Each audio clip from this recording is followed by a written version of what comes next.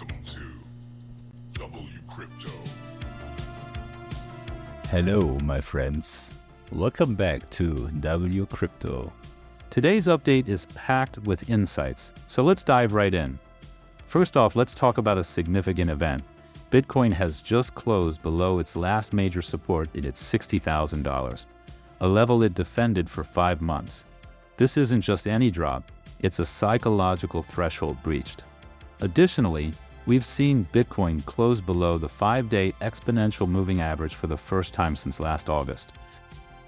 This isn't just a line on the chart, it's a major warning signal.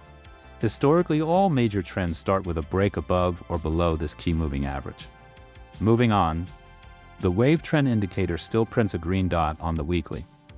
Low time frames, the 1, 2, and 3 hourly charts, are giving signs of reversal and up.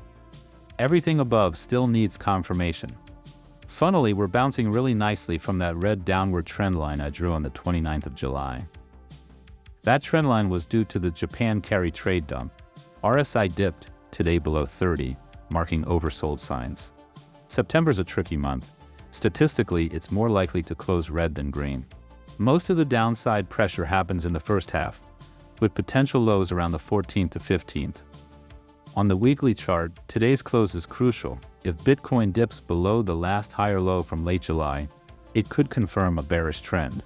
This aligns with our monthly indicators suggesting downside movement. If things go south, we're looking at a potential drop towards $43,600, which aligns with historical lows based on Bitcoin's production cost.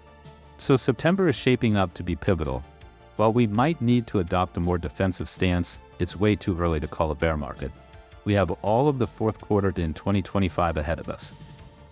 When in doubt, zoom out. Thanks for tuning in. Even in quieter times, staying informed is key. I'll keep you updated as things unfold. And see you in the next one.